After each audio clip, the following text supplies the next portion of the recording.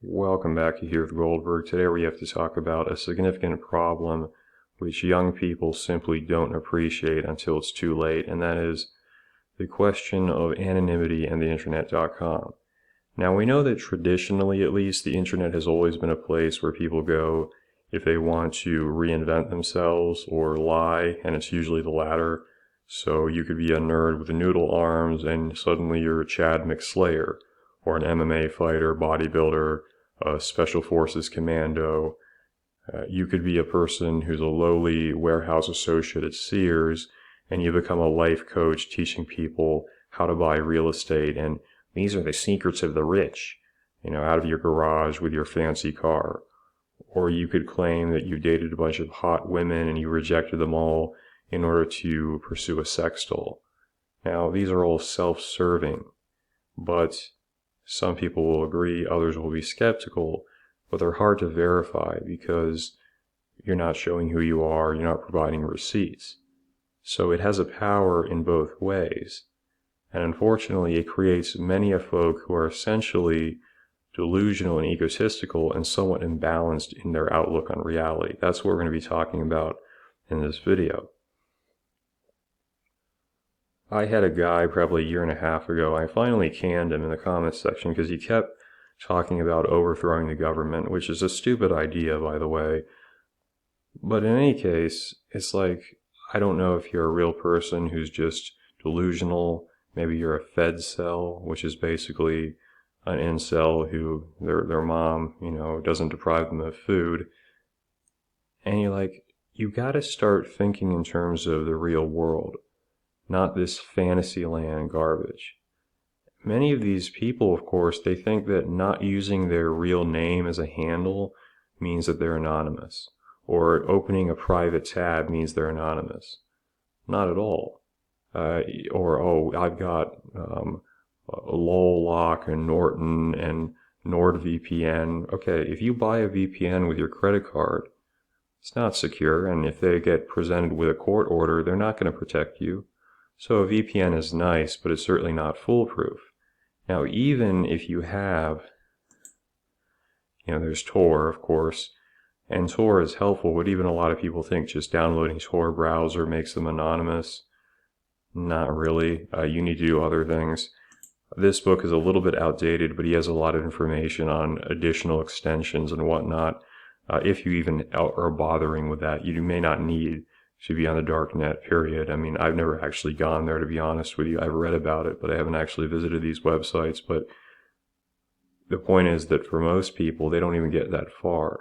They think that having a firewall on the computer is enough, or no one's going to do that. I just published a blog post about these girls collecting people's information on dating apps and giving it to authorities on the supposed claim that, they stormed the Capitol, which they probably didn't. They were probably just there protesting, but you see how things work. So both, the state, but also these corporations, they've taken advantage of the fact that the internet is so new and many people don't know what they're doing. They're just kind of using the service blindly.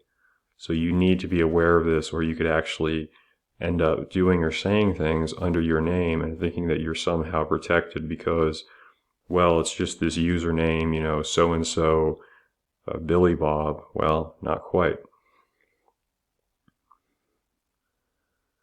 This is something, by the way, that I think leads into the problem that we've seen with this QAnon. And the benefit of QAnon as far as why it's endured is because, the person's anonymous. They never have to actually be called on or held to account for what they've claimed or what multiple people have claimed, as it likely is. And there's also that kind of religious aspect to it, which appeals well to folks who accept the rapture or the salvation complex type stuff.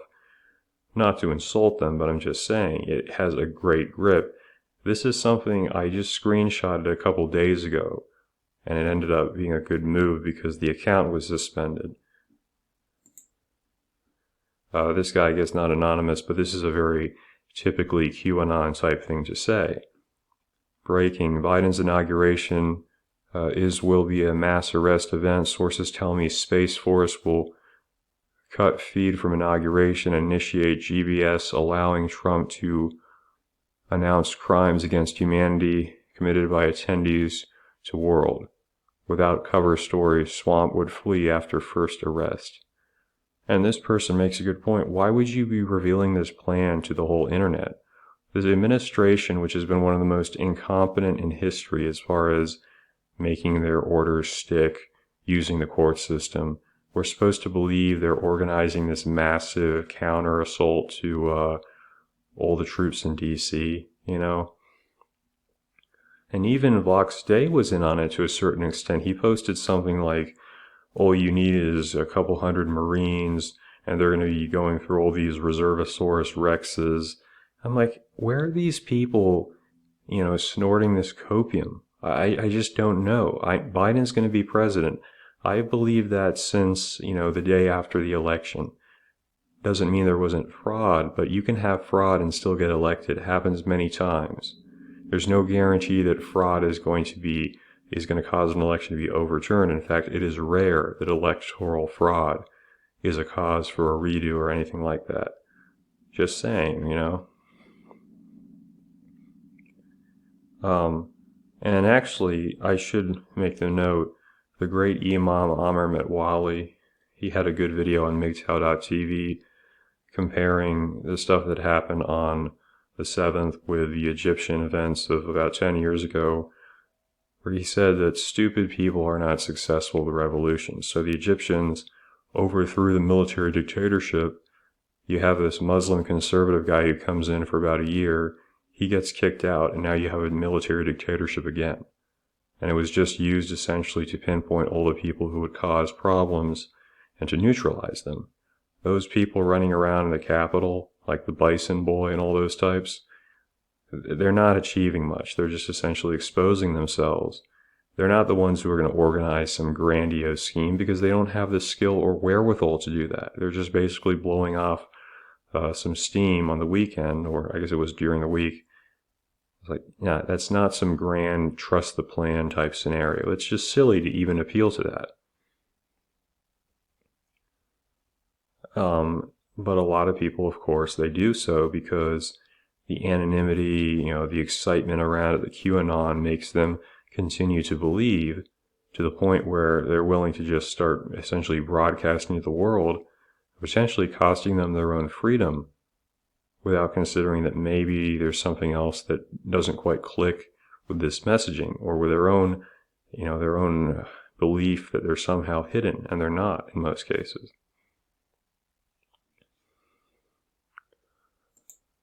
Now, there is one argument that has a little bit more credibility as far as I'm concerned, and you can obviously come to whatever conclusion you want, but one of the theories, I don't think it's a QAnon one, is that there's this group called what's it called? It's the DASSOM, DASSOM, right? And the argument is if fundamentalists, radical Muslims, hate America, that sort of thing, very sophisticated, well-funded, and know how to do operational stuff, that they're going to somehow come in and overthrow the Democrats or whatever. I still think it's a ridiculous theory, but it is a little bit more believable for this reason alone. So Trump has done a lot for DASSOM. Trump has been one of the most pro-DASSOM presidents in U.S. history. Whether you like it or you dislike it, I'm kind of in the middle on that. I don't have an issue with it as long as it's not coming at the expense of our country. But oftentimes, our country is not even second fiddle. It's like fifth fiddle, if that. But Trump has done a lot for DASSOM, and you think, why would they allow this president to not be reelected if he could do so much more for their interests, for DASSOM? So they actually have the capacity to do something more over the top, like people have speculated, although I still don't think it's going to happen. I think Biden's going to be president, or maybe Kamala shortly after, but just understand that, you know, what you broadcast online, you know, you might think, oh yeah, I'm anonymous. You probably aren't. And in any case, if, let's say, even if you are, like, the internet's not the place to be discussing these sorts of things. it's just a bad idea, and you're just going to end up getting yourself and other people in trouble. So have some common sense, check out that material if you're interested, and have an appreciation for operational security, because it could very well save your life or your job or whatever.